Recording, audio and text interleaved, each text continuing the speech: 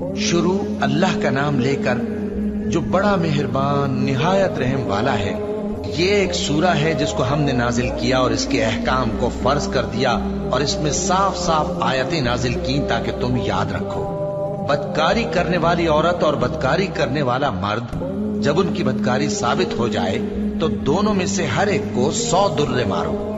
اور اگر تم اللہ اور روز آخر پر ایمان رکھتے ہو تو اللہ کے قانون کو نافذ کرنے میں تمہیں ان پر ہرگز ترس نہ آئے، اور چاہیے کہ ان کی سزا کے وقت مسلمانوں کی ایک جماعت بھی موجود ہو۔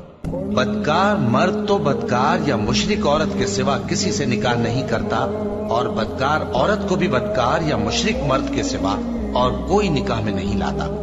اور یہ یعنی بدکار عورت سے نکاح کرنا مومنوں پر حرام ہے۔ اور جو لوگ پرہیزگار عورتوں کو بدکاری کا عیب لگائیں اور اس پر 4 گواہ نہ لائیں تو ان کو 80 درے مارو، اور کبھی ان کی شہادت قبول نہ کرو، اور یہی بد کردار ہے۔ ہاں، جو اس کے بعد توبہ کر لیں اور اپنی حالت سنوار لیں تو اللہ بھی بخشنے والا ہے، مہربان ہے۔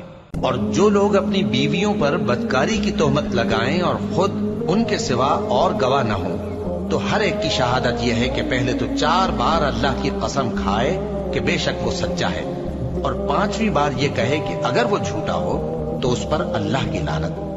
اور عورت سے سزا کو یہ بات ٹال سکتی ہے کہ وہ پہلے 4 بار اللہ کی قسم کھائے کہ بے شک یہ جھوٹا ہے، اور 5ویں دفعہ یوں کہے کہ اگر یہ سچا ہو تو مجھ پر اللہ کا غضب نازل ہو۔ اور اگر تم پر اللہ کا فضل اور اس کی مہربانی نہ ہوتی تو بہت سی خرابیاں پیدا ہو جاتی۔ اور یہ کہ اللہ توبہ قبول کرنے والا ہے، حکیم ہے۔ جن لوگوں نے یہ بہتان باندھا ہے وہ تمہیں میں سے ایک جماعت ہے، اس کو اپنے حق میں برا نہ سمجھنا، بلکہ وہ تمہارے لیے اچھا ہے۔ ان میں سے جس شخص نے گناہ کا جتنا حصہ لیا اس کے لیے اتنا وبال ہے، اور جس نے ان میں سے اس بہتان کا بڑا بوجھ اٹھایا ہے اس کو بڑا عذاب ہوگا۔ جب تم نے وہ بات سنی تھی تو مومن مردوں اور عورتوں نے کیوں اپنے دلوں میں نیک گمان نہ کیا، اور کیوں نہ کہہ دیا کہ یہ کھلم کھلا بہتان ہے؟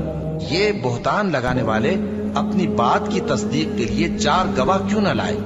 تو جب یہ گواہ نہیں لا سکے تو اللہ کے نزدیک یہی جھوٹے ہیں۔ اور اگر دنیا اور آخرت میں تم پر اللہ کا فضل اور اس کی رحمت نہ ہوتی تو جس شغل میں تم منہمک تھے اس کی وجہ سے تم پر بڑا سخت عذاب نازل ہوتا، جب تم اپنی زبانوں سے اس کا ایک دوسرے سے ذکر کرتے تھے اور اپنے منہ سے ایسی بات کہتے تھے جس کا تم کو کچھ بھی علم نہ تھا، اور تم اسے ایک ہلکی بات سمجھتے تھے، حالانکہ اللہ کے نزدیک وہ بڑی بھاری بات تھی۔